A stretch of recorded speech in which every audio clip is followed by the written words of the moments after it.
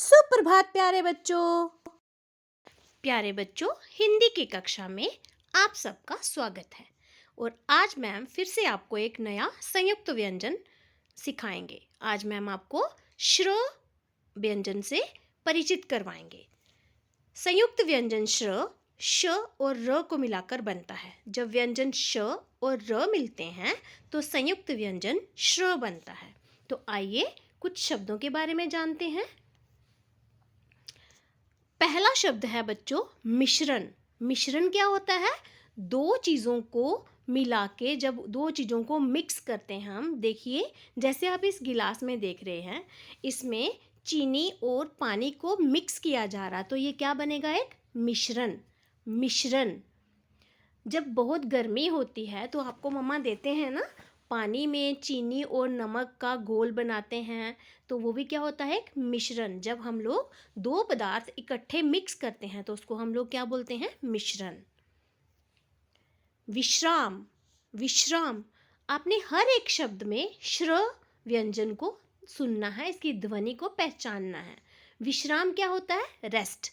जब आप थक जाते हो या फिर आप बहुत काम करते हो, आप जहाँ कोई भी जब बहुत थक जाते हैं, कुछ काम करते हैं, तो क्या करते हैं? रेस्ट करते हैं ना। उसको हिंदी में क्या बोलते हैं? विश्राम। क्या बोलते हैं? विश्राम। यहाँ पे आपने क्या करना है? श्र व्यंजन को ध्यान से सुनना है। ठीक है बच्चों। श्री कृष्ण। श्री कृष्ण। देखा, श्री कृष्णा भी आपकी तरह एक छोटे से नटखट बालक हैं। इनको हम सिर्फ कृष्णा तो नहीं बोलते ना, इन्हें हमेशा श्री कृष्णा बुलाते हैं। जब भी हम किसी को बहुत आदर देते हैं तो हम क्या बोलते हैं? श्री लगाते हैं। श्रोता। श्रोता। श्रोता कौन होते हैं? सुनने वाले, ऑडियंस।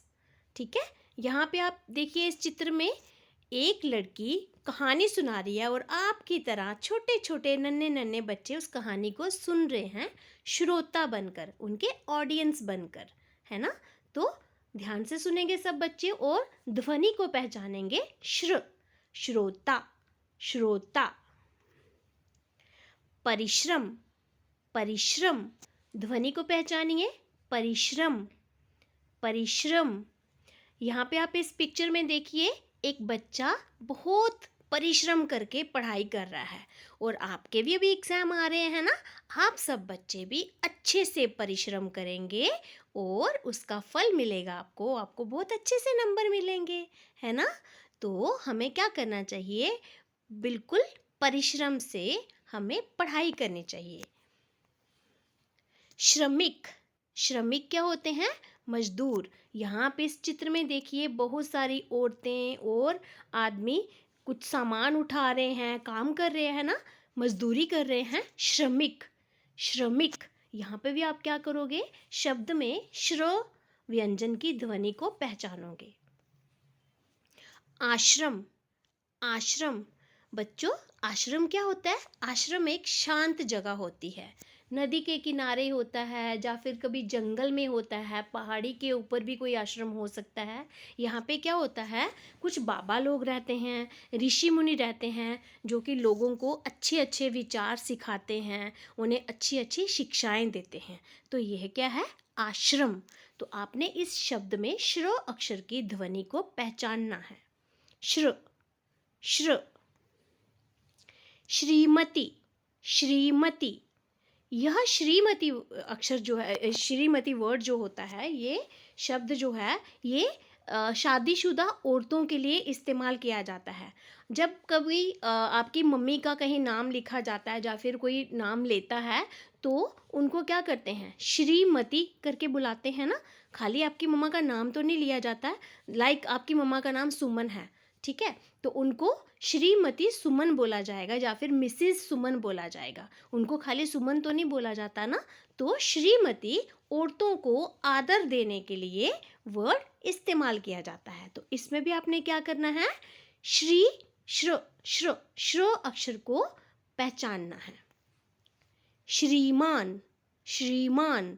जब किसी आदमी के लिए बात की जाती है, लाइक आपके पापा का नाम राकेश है, तो उनको राकेश तो नहीं बोला जाएगा, मिस्टर राकेश, श्रीमान राकेश, इस तरह से करके बुलाया जाएगा ना। जब किसी आदमी को रिस्पेक्ट दे के बात करनी होती है तो उनको हम इंग्लिश में जब बात करेंगे तो मिस्टर लगाएंगे, हिंदी में बात करेंगे तो श्रीमान लगाएंगे।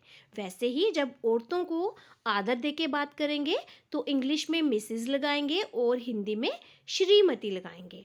और जब हमने किसी आदमी के लिए बात करनी है तो उनको आदर देने के लिए हम क्या करेंगे, उनको इंग्लिश में मिस्टर लगाते हैं उनके नाम से पहले, और हिंदी में हम क्या बोलते हैं, श्रीमान। यहाँ पे भी आपने श्र अक्षर पर ध्यान देना है। मिश्री, मिश्री बच्चों, यह छोटे छोटे टुकड़े होते हैं, चीनी जैसे होते हैं। मिश्री ये बहुत मीठे होते हैं। इनको प्रसाद के रूप में भी मंदिरों में भी मिलता है, या फिर इसको भगवान को भोग भी लगाया जाता है। मिश्री, और मिश्री हमारी सेहत के लिए बहुत अच्छी होती है। हमें चीनी नहीं खानी चाहिए मगर मिश्री खानी चाहिए, इससे दिमाग ठंडा रहता है और ताज़ा रहता है। ठीक है बच्चों, तो सारे बच्चे अब क्या करेंगे, श्र अक्षर की ध्वनि को पहचानेंगे। श्र अक्षर का हर एक शब्द को ध्यान से सुनेंगे, उसमें श्र अक्षर की ध्वनि को पहचानेंगे और कुछ और नए शब्दों के बारे में जानने की कोशिश करेंगे।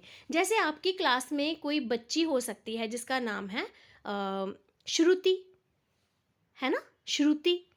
अश्रु, जैसे आंसू निकलते हैं उनको हम क्या बोलते हैं, अश्रु, है ना। तो जैसे हम लोग कोई चीज़ को सुन रहे हैं उसको बोलते हैं श्रवण। ठीक है, तो इस तरह से आप क्या करोगे, अभी आप खुद एक्सप्लोर करोगे और श्र अक्षर से शुरू होने वाले या फिर वह वाले अक्षरों के बारे में, वह वाले शब्दों के बारे में जानोगे जिनमें श्र अक्षर का प्रयोग होता है। ठीक है बच्चों, आप इन शब्दों में व्यंजन जो है श्र, इसका अभ्यास करोगे और नए शब्दों के बारे में भी जानोगे। धन्यवाद बच्चों, आपका दिन शुभ हो।